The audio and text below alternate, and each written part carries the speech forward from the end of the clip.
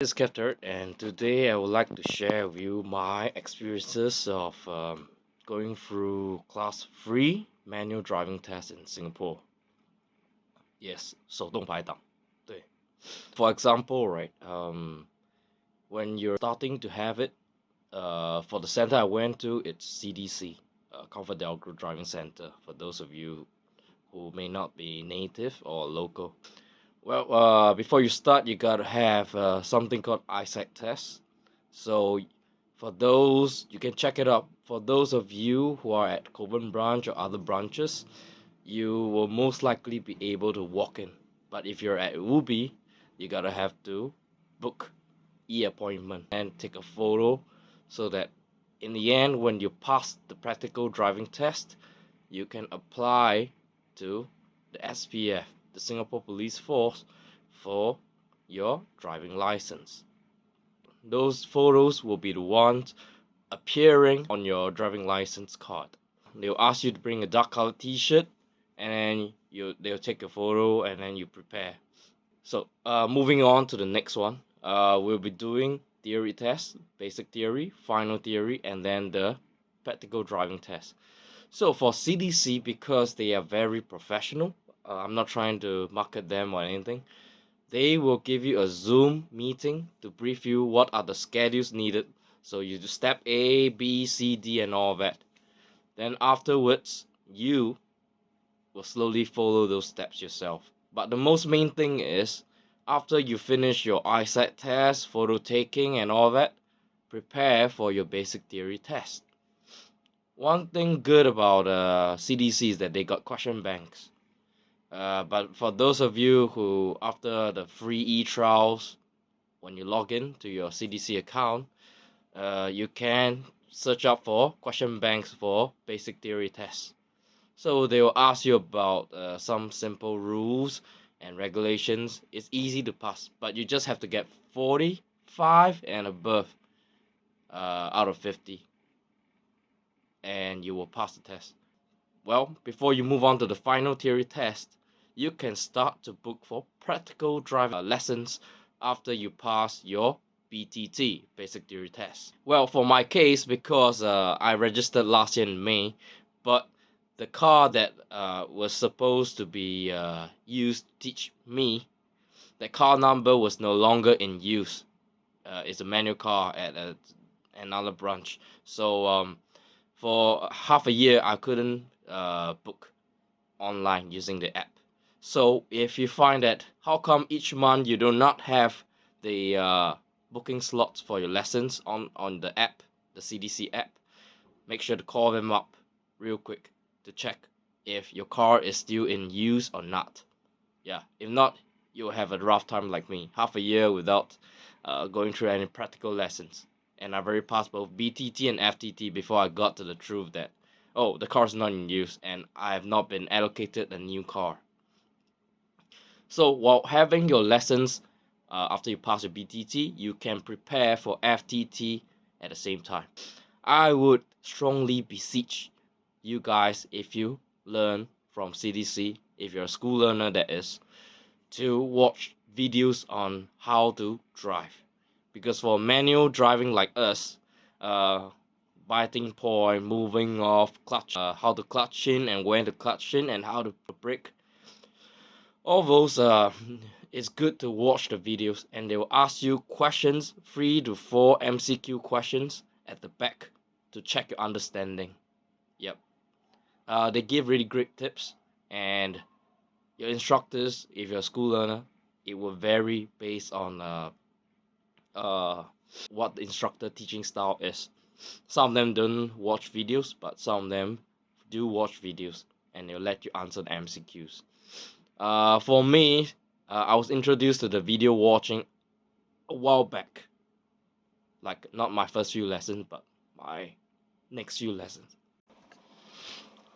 So when you have those driving lessons, I had to watch videos at the later half of the lessons because I only knew about their existence at the later end. So it's best to watch those videos and try to emulate. But always remember one thing, that's theoretical. the videos. It may show you real driving, but yeah, when you're driving yourself, you gotta sense it. Yeah, how to use the side mirrors, how to use the rear mirrors, and when to do what.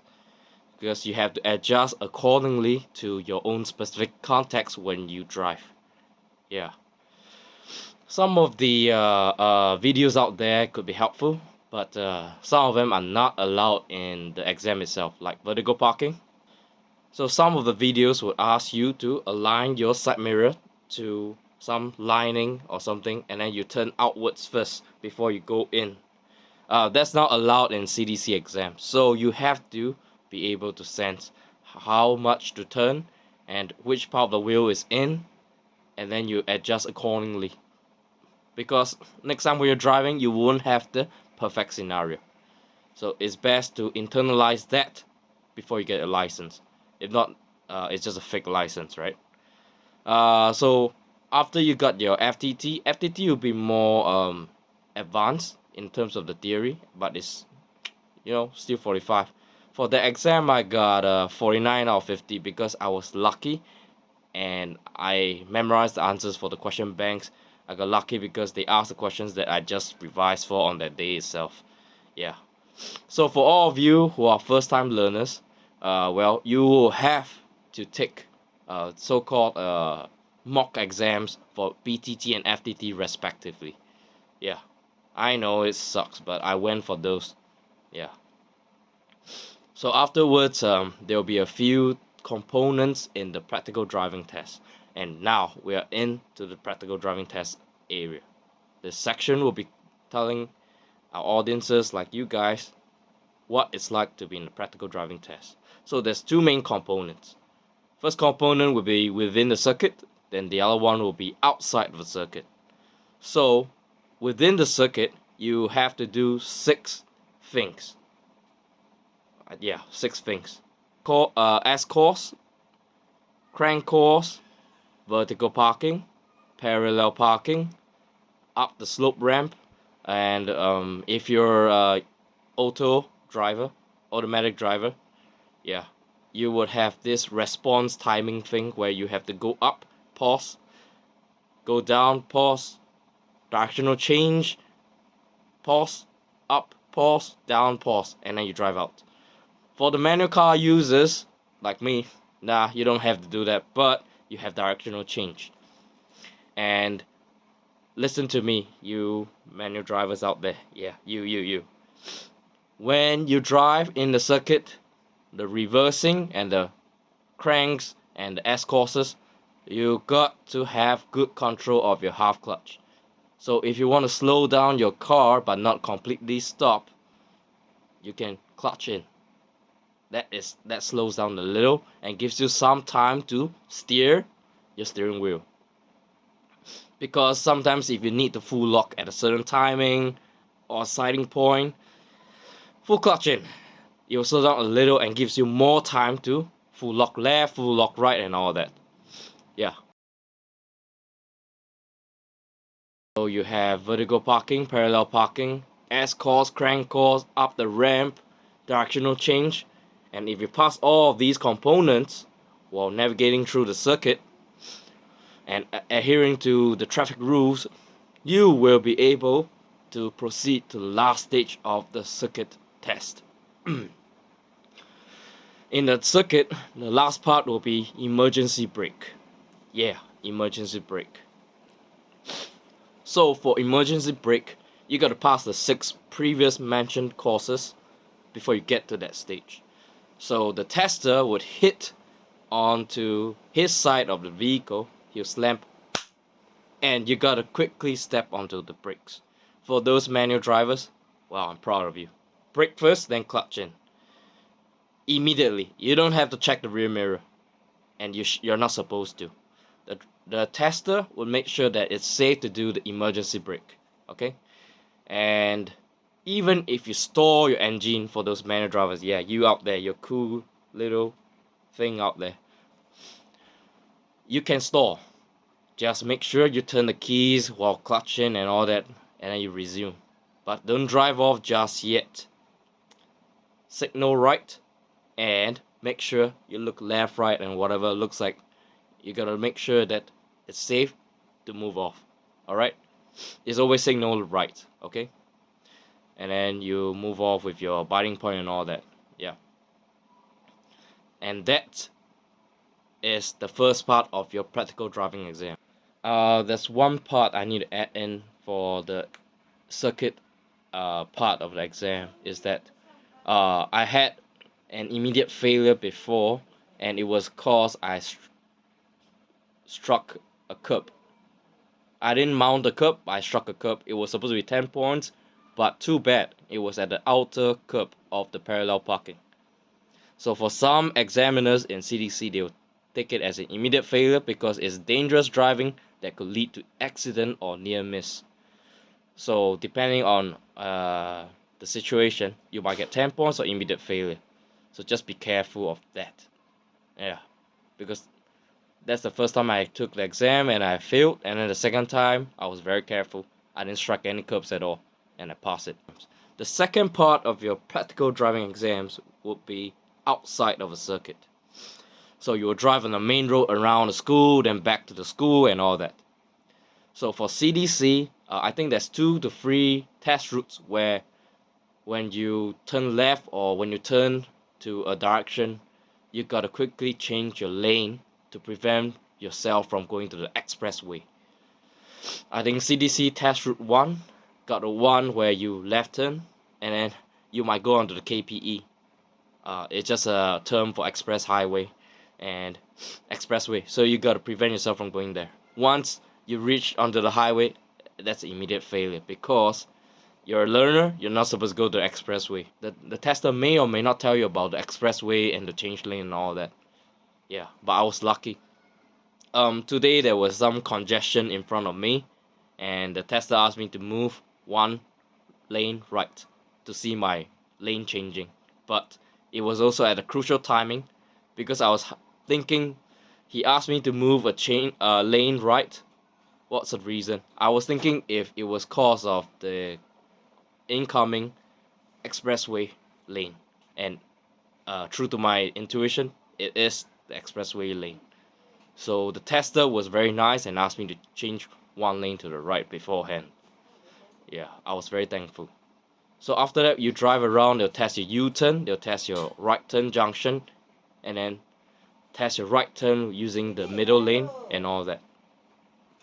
So for the practical driving test that's outside of a circuit, when you turn left and you see some pedestrian crossing and you see those zigzag lines, when you turn to your left, the zebra crossing and all that, make sure you do not change lanes because the zigzag lines, white or yellow or whatever, means that you're not supposed to change lanes. You're not supposed to overtake at those zigzag lanes. So when you turn left and you encounter a zebra crossing, make sure you really look right, center, left with complete scrutiny, because if a pedestrian was at the edge of the road and you just move on thinking that the pedestrian isn't crossing the road, you will fail immediately. Yeah, just like mounting a curb, you will fail immediately. And when you cross the zebra crossing, you make sure that the pedestrian has crossed fully to the outside of the road. Yeah, it's okay to wait longer. You don't want to waste your time going to the exam another time, right? And you need to pay like 300-400. Maybe next time with inflation it will be 500-600. Yeah. If you turn left on what's that? On in a junction, right? And there is a pedestrian at the other side of the road walking over to your side, you're not supposed to drive off.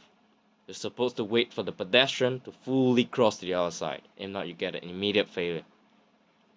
Yeah, because you want to portray good impression to your tester that you're a safe driver. You're not all those dumb asses out there just driving recklessly because they got their license earlier than you. Yeah, you gotta prove that to your tester because they're traffic police department. You gotta know who your audience is. Just like you write your research paper, you gotta know who you're reaching out to. Those reviewers. There'll always be that reviewer too who'll be nitpicky about your manuscript. So fit your substrate to an enzyme. Fit your enzyme to the substrate. Act accordingly and be respectful to your testers. The next thing is for the outside of the circuit, it's good to always check your blind spots. For people who took on private, maybe they may not care so much about the blind corners, but the rear mirrors, the rear mirrors and the side mirrors, they are not enough to check for your blind corners. Let me tell you why. Because when you check your blind corners here, yeah, maybe your rear mirror can check for your lane, one lane to your right or one lane to your left. But what if somebody from 2 lanes apart from you coming in to clash in with you? You need to check for your blind corners. So that is why you need to check for your blind corners, your blind spots, because first lane you may use the side mirrors to see a bit, but second lane and onwards, if they're driving into, if they're lane changing into your lane, your targeted lane, oh, that's gonna be hell, man. That's why you check your blind corners, blind spots, and you turn the head. Of course, you don't turn your shoulders, but you make sure the tester can see that you turn your heads. Because if you don't show that, oh, you're gonna get points, man. For me, yeah, one thing from my self-reflection is that sometimes I use too low a gear. So I use gear 3. I rarely use gear 4 for my exams because I wanted to go slower. So in the end, they gave me 4 points for using the inappropriate gears for different speeds for my manual car. But if I were to drive alone, I would probably use gear 4 most of the time because it's smoother and you can just let it slide. Yep. But for exams, safety first. You gotta portray to your testers that you're nerves of steel. Yeah, you gotta show your testers that you got nerves of steel. Yeah. So when they told you to turn right, you just turn right. But one thing to take note: you do not ask too many goddamn questions. Yeah, you do not ask too many goddamn questions. Even if you're nervous, digest it. Know that it's normal for a human to be nervous or fearful because it's an unknown, yeah, and it's how we cope and survive. But you need to take deep breath and move on, despite feeling nervous or anxious. When they tell you to change your direction or when they tell you to do this and that, you can confirm with them once or twice, but do not ask more questions than that because that will irritate them. Yeah. Some people who got too nervous, the testers find a lot of opportunities to mark them down because they ask too many goddamn questions. Yeah. Show them that you got the nerves of steel, show them that you're a safe driver, and show them that you respect them like an officer because they're an officer. Yeah, you just tell them yes sir, yes ma'am, and whatever. Turn right, right, okay. You do it. Yeah. You got the balls of steel. Like for my U-turn, right, because it shows a green arrow to the right. So I just checked my blind corner and then I did the U-turn.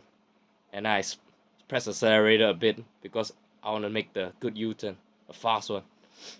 But I managed to stay on the correct lane, which is why, okay, the U-turn, I didn't get any demerit points. Yeah. And then you lane change to the left. For the last part, I think just have faith in your whatever religion you are in, or whatever spirituality or whatever beliefs that you have, and then you just go for the test. Because it's okay to fail, right? Nobody's perfect. We're all imperfect, perfect human beings. And when the testers tell you things to do, just do it. Two more things I would like to mention is that Firstly, remember your bus lane. Yeah. So for the full bus lanes, it's all the way to 11 p.m. So look out for those. Full bus lanes will be totally yellow, no dotted lines at all. Those partial bus lanes, those timings, remember in your head. For Mondays to Fridays, it's not 7:30 a.m. to 9:30 a.m. and it's 5 p.m. to 8 p.m. I was lucky because I finished the test before 5 p.m. today. So I didn't have to adhere to those and I could just keep to the left all the way. Yeah.